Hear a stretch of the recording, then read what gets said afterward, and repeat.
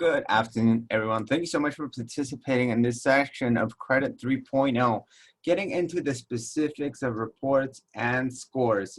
And as the title says, this is the part of the series where we're just starting to break down and analyze more specifically some of the areas that around credit so that we can understand the inner, the machinery that's behind what looks like just credit scores and credit reports that we've been talking a lot about along all this time. So the agenda that we have for today, first we're looking at ordering your reports. Second, we're going to talk about specialty reports. Third, we're going to look at fixing mistakes. And last part is your credit score. And I know you're probably saying again, but we'll bring it all together and show you why it's important to continue hitting on that point. So the first point is ordering your report. Here, well, let's just say you're eligible to get your report from the big three agencies, the big three credit agencies every 12 months. And the process should be completely free. And you can order your report at www.annualcreditreport.com. Now, here's one of the key items that we do want to mention about this is that the process should be completely free. At no point should you be asked to basically pay for your report. And I mentioned that because if you type this URL, there's a lot of companies. First, you might see a lot of ads pop up immediately, hoping that you'll go ahead and just click on the first option so that you go into a site that's not going to give you your free credit report. Also, there's a lot of websites that will look at specifically hoping that you misspell some of the words in this URL so that you will go into their site and use their services. So that's just one of the key things. This report should be free at all times. You shouldn't have to pay for it. And now one of the other differences that we do want to talk about is that your report does not generally include your credit score, right? If you want your report to include your credit score, for that you will actually need to contact the bureaus and pay a small fee. But that's only if you want your credit score to be included. And here we have attached the information for the three different big three credit bureaus, Equifax, Experian, and TransUnion, where you can get that information in order for you to get both of those items.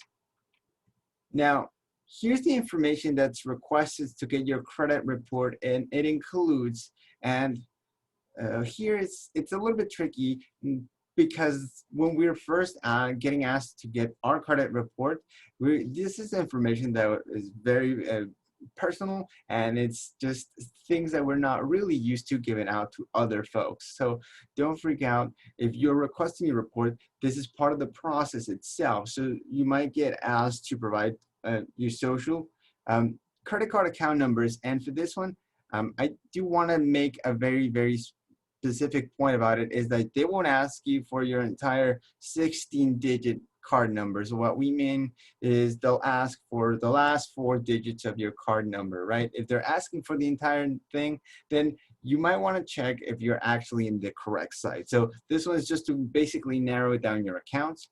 They'll also ask for your former addresses and the dates that you lived there. And the last part is your employment history. So these are general things that you'll get asked whenever you want to get your credit report.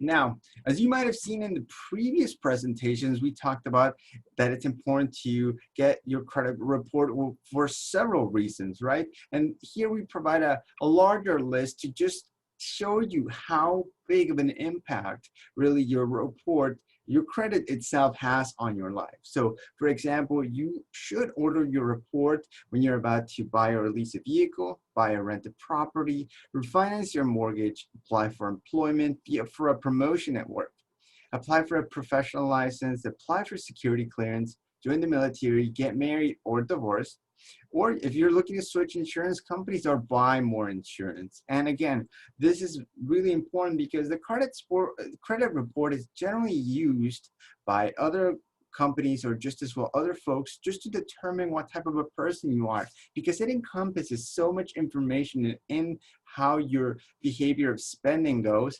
It really is a big part of the decisions that they make. And this is why you see it in security clearances and weddings, when you're getting married rather, because it does have a big portion of it that determines the type of behavior that you generally showcase through an extended period of time.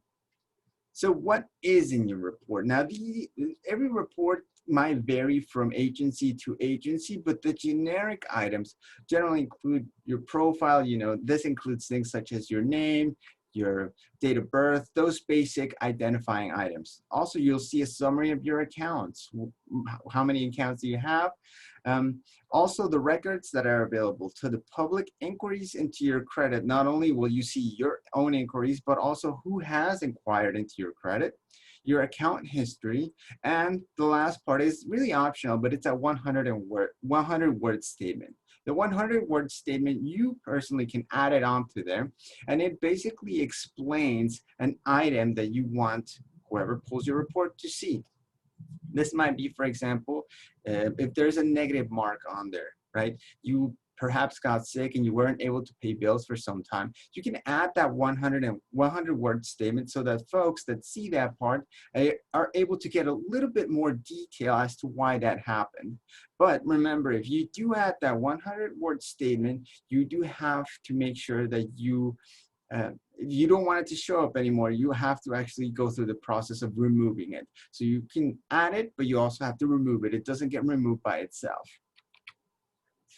Next, specialty bureaus. And this has to do with there being many companies that report to specialty bureaus. And really, if folks are trying to get a good picture of who you are, they might use your credit report, but that might not really speak to the particular industry that they need to know more about, right? And that's why you see specialty bureaus that have to do with rental history, workers' compensation claims, prescription drug purchases, and even gambling history, because those specialty bureaus focus on a narrower set of information that will give added value to the person that requested that report, and let them know if they should make a different decision, right? Next, correcting mistakes. So there are two ways by which you can correct mistakes if you see them on your credit report. The first one is contacting the bureau, and this can be done online or over the phone. Now, if you do it over the phone, you're very unlikely to actually speak to a person. What will happen is that you'll actually speak to an automated system that will basically give you the information you need to correct the mistakes. Now, if you do it online, right, you can also look at the information, but if you already just basically look at the Bureau's website, it'll give you the steps that need to be taken in order for you to file that report and correct your mistake.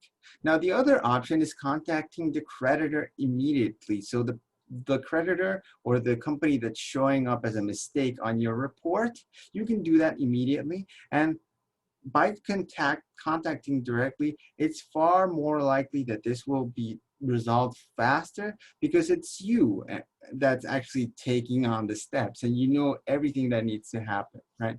And in this case, creditors must look into the disputed item and they cannot report negative information while it is being investigated. So these are the two ways by which you can correct mistakes on your report. And now we really bring it all back. This is where we have your credit score revisited. So you do get a copy of your credit score for free, right? If there was an adverse action taken against you. And this is in addition, right, to the one that you receive every 12 months. So if there was an adverse action taken against you, you can get a free copy of your credit report, right? And an adverse action would be something like you perhaps requested a new credit card and you were denied. You would get a copy as to why that happened. The next thing is if you want to order a credit score, this has to be done when you order your report. And this is when you're ordering it from that company, right? So that's just something you have to keep in mind. You have to do one with the other. And then there are different scoring models. We generally hear about our FICO score, but there's a lot of other models. And this is just to point out that, yes, there might be a very popular one that's out there, but there's a lot of other ways by which lenders look to determine whether you're a good credit risk or not. So we have FICO, VantageScore, and some other proprietary options available as well. And then the last part is ask your lender which score they use to approve your application. This is the best way for you to focus on that particular score and make sure that there's no mistakes. And if there's anything that you could do in order to make it so that it improves. Now, some of the resources include presentations like this, but if you also visit the Timusa Mays website and actually the Timusa Mays YouTube channel, you might see also other presentations that have to do with the credit score suite, so that it tells you more about how to look at credit, but also how do you fix mistakes and how do you build it. We also have things such as money coaching, as you can see here. This is where you meet one-on-one with someone that will help you answer questions that you might have about your personal finances, but just as well, this way you can actually create an action plan to get to your personal finance goals. And that is actually the end of our slideshow. What we'll do next is that you'll have available an activity that reinforces some of the topics that we covered in today's presentation. But having said that, we really appreciate your time and we hope you have a great day.